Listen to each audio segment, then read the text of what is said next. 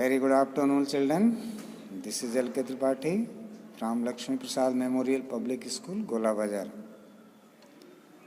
My dear students, today we have to discuss about the formation of the Muslim League. Let's get started. Another major development during the first decade of the 20th century was the formation of the Muslim League. The leader of this league was Shamiullah Khan, who founded this league in 1906. He was a landlord and Nawab. This party was established in Dhaka, which was the part of India those days. It became separate after partition of Pakistan, as well as again it became a different nation from Pakistan as Bangladesh. The leader of the Muslim League felt that Muslims might not be adequately represented in the government in the face of a large Hindu majority. He thought that Muslims are not getting a respectable place in the society. Only Hindu majority is dominating the power. They supported the partition of Bengal and later appealed to the Viceroy, Lord Minto, for separate electorates in which the Muslim voters would elect only Muslims. During the partition of Bengal, they supported the partition of Bengal and demanded from the Viceroy, the then Viceroy Lord Minto, to keep separate electorates in which only Muslim voters could participate and could elect only Muslims. Means no other caste people should participate or should be elected as the member of the state or any legislative affairs. The British used this unity to their advantage. Just British got an opportunity to differentiate the people on the ground of caste and community. They followed a two-pronged policy of appeasing the moderates and deterring the radicals through repressive measures. Tilak and many other radical leaders were arrested and imprisoned. Many of the Indian leaders were arrested just against opposing the partition of Bengal, and they were sentenced to jail. Various restrictions were imposed on the press. Public meetings were banned. Second, that is Morley-Minto reforms. What was Morley-Minto reforms?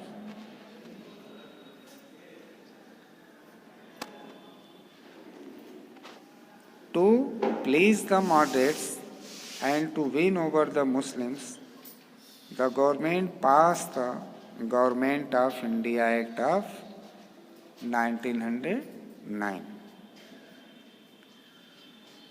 Just to make happy the moderates and to win their credit over the Muslims, the British government brought an act in the form of Government of India Act of 1909, also known as the Marley-Minto Reforms, which is known as the Marley-Minto Reforms. Legislative councils were reorganized and a system of indirect elections was introduced for the first time.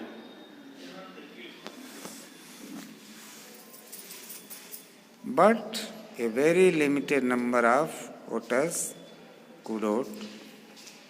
Most importantly, separate electorates were allocated to Muslims, that is, some seats were reserved for Muslims and only they could stand for elections or vote from there.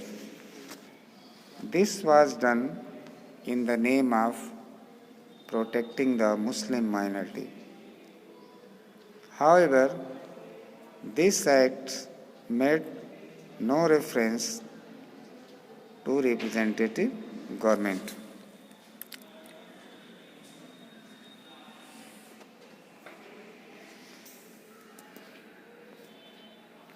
Next, that is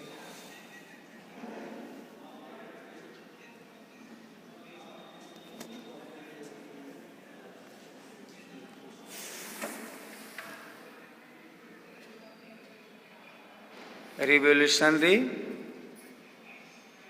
terrorists and the Indian national movement.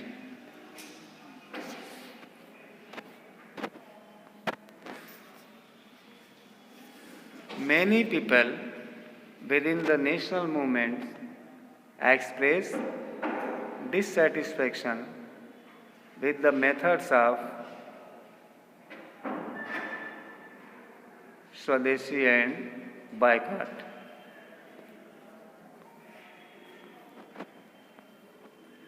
They wanted to go to a step further and advocated the use of violence and terror to overthrow the British. Their aim was to use force, violence, and terror to get rid of British rule from India. Soon, many secret societies of the revolutionary youth came into existence. The most famous among them were Abhinav Bharat Society in Maharashtra and Anushilan Samiti in Bengal.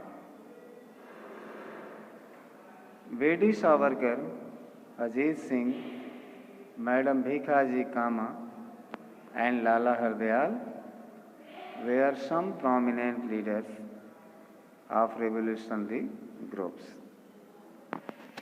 Some of the revolutionaries even started organizations outside India.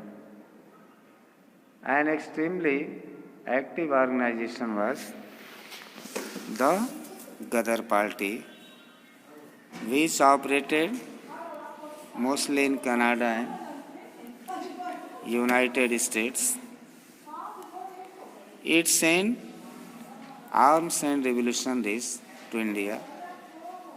This party organized and planned a revolution in India, but the British had prior information and the leaders were arrested and confined. Next, that is mass phase of the Indian national movement. Let's discuss this topic also. The national movement entered its mass phase from about the 1920s, as virtually all sections of society, including peasants, tribal groups, students, women, the middle class, workers, industrialists, and even soldiers gradually came together to British rule. Among several factors responsible for this transformation, the most important was the arrival of Mohandas Karamchand Gandhi, better known as Mahatma Gandhi. Mahatma Gandhi and the national movement. Now the next step starts. Frequently, when Mahatma Gandhi stepped down in this freedom movement. Gandhiji arrived in India in 1915. It was largely due to him that the national movement turned into a genuine mass movement. Before coming to India, he had practiced law for about 20 years in South Africa. There he struggled to improve the conditions of Indians, treated sadly by the racist white regime. To achieve the ends of this struggle, he evolved the technique of satyagraha or peaceful non-violence agitation. In India, he spent his first few years traveling all over the country. He established the Sabarmati Ashram at Ahmedabad. Gandhiji organized successful satyagraha campaigns in support of the indigo cultivators of Champaran. The mill workers of Ahmedabad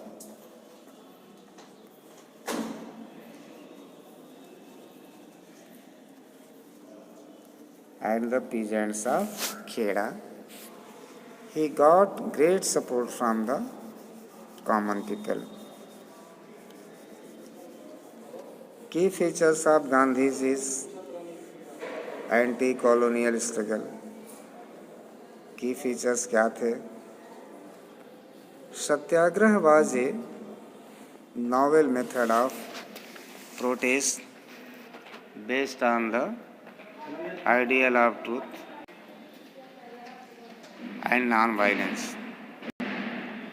According to Gandhiji, it is not the physical force but the moral force that can make a satyagrahi winner in the battle against an oppressive and unjust regime.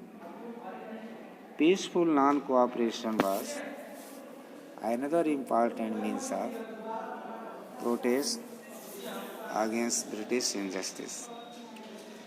In his opinion, the British could not stay in India if Indians stopped cooperating with the government.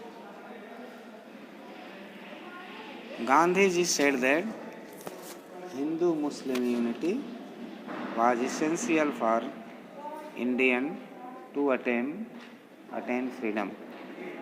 He supported the Khilafat movement among the Muslims of India in support of the Turkish Khilafat. Gandhiji also insisted that social reforms be made a part of the freedom struggle. He led a crusade to root out social evils like untouchability, following the fundamental ideas of the Swadeshi movement. Gandhiji initiated a constructive program for the economic upliftment of Indian villagers. He believed that he believed that khadi would make the poor self-reliant. An All India Spinners Association was set up and Khaddar Bhandars were set up in different parts of the country. The Rowlatt Act and the Jallianwala Bagh massacre. The Rowlatt Act of 1919 gave wide powers to the government to suppress Indian nationalists. The government could now arrest the imprison any person for an indefinite period without any trial. People strongly opposed this act. On 6th April 1919, Gandhiji launched an anti-Rowlatt Satyagraha and asked everyone to oppose the act in a non-violent manner through marches, assemblies, hartal, etc. This act was an inhumanitarian act for the Indians, means totally unjust with the Indians, so they will be proved guilty without any trial, and to whom the British will want to make prisoner, they can prison and they can be proved as guilty. So Gandhiji refused and created unsatisfaction related to this act and called all the people of the nation to oppose this act. As a result, people oppose this act through satyagraha and in non-violent method in all over the country. They marched, assembled everywhere, also created hartals, protested. On 13 April 1919, the people of Amritsar held a meeting at Jallianwala Bagh to protest the act, oppose the act. What happened in Jallianwala Bagh massacre, you know very well, but once again we shall discuss about that in coming topic. Till then, goodbye.